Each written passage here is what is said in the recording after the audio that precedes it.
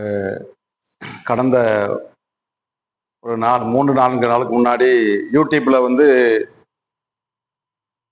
சரண்யா திருடி அப்படிங்கிற ஒரு லேடி வந்து வீரபாண்டிய கட்டவனை பத்தி மிகவும் கொச்சப்படுத்தி பேசிட்டு இருந்த பார்த்தேன். அப்பதான் தெரிஞ்சது, வீரபாண்டிய கட்டமன் வந்து ஒரு விடுதலை வீரர்.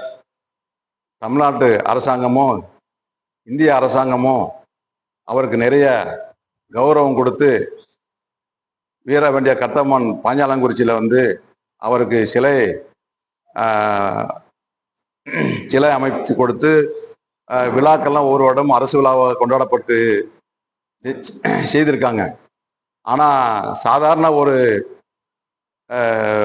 சீரியல் நடிகை வந்து சரண்யா ரெட்டி வந்து மிகவும் கொச்சப்படுத்தி பேசினாங்க.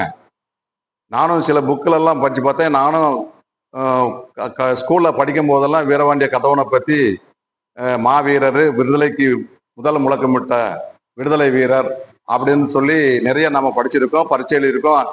கேள்வியெல்லாம் வீரபாண்டிய கட்டபொம்மனை பற்றி கேள்வியெல்லாம் கேட்டிருக்காங்க. அதுக்கு நாங்கள் பதில் கொடுத்துருக்கோம் பரீட்சையில்.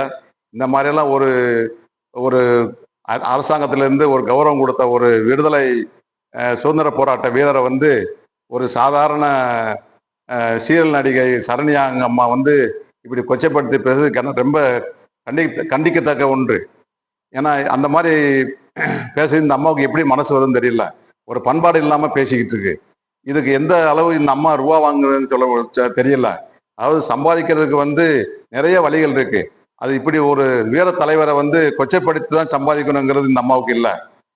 தயவு செய்து இனிமே வந்து இந்த அம்மா வந்து என்ன செய்யணும், இதை பேட்டி கொடுக்கறத இந்த அடுத்து தொடரக்கூடாது அப்படிங்கிறத கூறி இந்த அம்மாவை மிகவும் வன்மையாக நான் கண்டிக்கிறேன். ரெண்டாவது, இந்த இந்த இந்த பேட்டியை கண்டு நிறைய சமுதாய மக்கள் வந்து புண்படுறாங்க. உதாரணமா பாஞ்சாலங்குறிச்சி சமுதாய மக்கள்லாம் பார்த்தீங்கன்னா ரொம்ப புண்படுறாங்க. அவங்களோட பாவம் இவங்களை சும்மா விடாது. ஏன்னா ஏற்கனவே நாம் தமிழர் கட்சியில் ஒருத்தர் சீமான் அப்படிங்கிற ஒரு ஆள் இருந்தார். அவர் இப்படித்தான் கட்டவனை பற்றி குறை சொல்லிக்கிட்டே இருந்தார். இப்போ இந்த எலெக்ஷன் வந்ததுல நாசமாக போயிட்டாரு. அந்த மாதிரி இந்த அம்மாவுக்கு சூழ்நிலை வரத்தான் செய்யும். யாரையுமே புண்படுத்தாம ஒரு வாழ்க்கையில வாழணுங்கிறது வந்து இந்த பூமியில பிறந்துட்டு தான் வாழணும். அதுதான் ஒரு நியதி.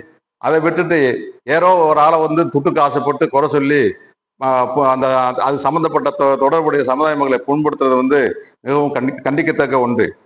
அதனால இந்த அம்மா வந்து இனிமே வந்து இந்த மாதிரி பேசுறத நிறுத்திட்டு, என்ன இந்த மாதிரி தான் சம்பாதிக்கணுங்கிற ஒரு சூழ்நிலையை விட்டுட்டு சம்பாதிக்கிற எத்தனையோ வழிகள் இருக்கு, அது மூலியமா இந்த அம்மா சம்பாதிக்கலாம் அப்படிங்கிறத சொல்லிக்கிறேன். ரெண்டாவது, இந்த வீரபாண்டிய கட்டபொம்மனை பத்தி நிறைய புத்தகங்கள் இருக்கு. வரலாற்று சுவடுகள் வந்து அரசாங்கத்தாலையும் நம்ம தமிழ்நாடு அரசாங்கத்திலையும் நிறைய சுவடுகள் வந்து அதை அடிப்படையாக வச்சு தான் கட்டபொம்மன் கோட்டையெல்லாம் கட்டியிருக்காங்க. இது போக திருநெல்வேலி மனோன்மணியம் சுந்தரனார் பல்கலைக்கழகத்தில் வந்து மாணிக்கம்ங்கிற ப்ரொஃபஸர் வந்து ரொம்ப எழுதியிருக்காரு, புத்தகம் எழுதியிருக்கு. நிறைய புத்தகங்கள் எழுதியிருக்காங்க. கிட்டத்தட்ட 400-500 புத்தகங்கள் பல்வேறு அறிஞர்கள் எழுதியிருக்காங்க. இங்கே அவர் மாப்போ சிவஞானம் முன்னாடி அவரும் நிறைய இணைஞ்சிருக்காங்க. அவங்களும் கட்டபொம்மனை பற்றி ரொம்ப பெருமையாக சொல்லியிருக்காங்க. இப்போ சமீபத்தில் வந்து மிஸ்டர் செந்தில்குமார் அவர்கள் வந்து கட்டபொம்மன் வரலாற்றை ஆய்வு செய்து அவங்க வந்து நிறைய ஆவணங்கள் மீன்ஸ் எப்படின்னா, நம்முடைய தமிழ்நாடு அரசாங்கம், இந்திய அரசாங்கம் அங்கே லண்டனில் போய் ஆங்கிலேயர் சுவடுகள் இந்த வரலாற்று சுவடுகள்லாம் அங்கே எடுத்து அந்த ஆவண காப்பத்திலேருந்து எடுத்து நிறைய எழுதி புக்கெல்லாம் தயார் பண்ணிங்க. அவர் எழுதின புக்கோட நான் படித்து பார்த்தேன். பாஞ்சாலங்குறிச்சி போர்கள் அப்படிங்கிற புக்கில் அழகா கட்டபொம்மனை பற்றி போட்டிருக்காங்க. எல்லாமே ஆதாரபூர்வமாக சொல்லியிருக்காங்க. இந்த இது வந்து 3 மொழியில் எழுதியிருக்காங்க. ஒன்று வந்து தமிழ், அதுக்கப்புறம் இங்கிலீஷ்லேயும் ஒரு இது எழுதியிருக்காங்க. இது வந்து ஹிந்திலையும் மொழிபெயர்த்திருக்காங்க. அடுத்து தெலுங்குல வந்து அச்சு வேலைகள் நடந்துகிட்டு இருக்கு. இவ்வளவு ஒரு பெருமைக்குள்ள ஒரு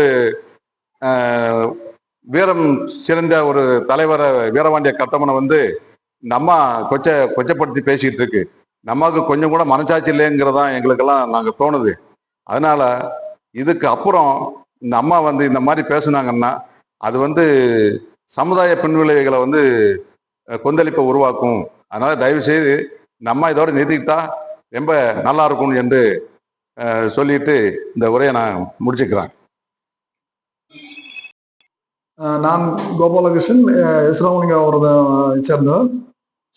சமீபத்தில் ஒரு யூடியூப் சேனலை பார்க்கும் பொழுது அதனுடைய ஹோஸ்ட் வந்து சரண்யா துரோடின்னு தெரிந்து விட்டேன். அவர் வந்து இந்திய சுதந்திர போராட்டத்திற்கு மாபெரும் பங்காற்றிய முதல் வீரர். அவரை பற்றி தவறான தகவல்களை தன்னுடைய யூடியூப் சேனலில் பரப்பிக் கொண்டிருக்கிறார். அவர் அந்த வரலாறுகளை தெரியாமல் தனக்கு தெரிந்ததை யாரோ ஒருவர் கொடுத்த கையூட்டினாலாம் அல்லது தனக்கு தெரியாத ஒரு தகவல்களை பரப்பிக் கொண்டிருக்கிறார். அவர் இத்துடன் அந்த செய்திகளை நிறுத்திக் கொள்ள வேண்டும். அவருக்கு அந்த வரலாறு தெரிய வேண்டும் என்றால் இந்த 2014 பதிப்பிக்கப்பட்ட இந்த பாஞ்சாலங்குறிச்சி போர்கள் என்ற புத்தகத்தை அவர் படித்து தெரிந்து கொண்டால் அவருக்கும் நல்லது, இந்த சமுதாயத்திற்கும் நல்லது. அவர் நடத்துகின்ற யூடியூப் சேனல் மூலமாக நல்ல தகவல்களை கொடுக்க வேண்டும் என்பது எங்களுடைய விருப்பம். அவர் இத்துடன் அதை நிறுத்திக் கொள்ளவில்லை என்றால் சட்டப்படி தமிழ்நாடு பூரா ஒரு போராட்டம் நடக்கும். அனைத்து காவல் நிலையங்களிலும் அந்த சமுதாயத்தைச் சேர்ந்த வீரபாண்டிய கட்டபொம்மனுடைய வழித்தோன்றலாகிய நாங்கள் சட்ட நடவடிக்கைகள் எடுப்போம் என்று இதன் மூலம் தெரிவித்துக் கொள்கிறேன். அவர் இத்துடன் இந்த பொய் பிரச்சாரத்தை நிறுத்திக் கொள்ள வேண்டும்.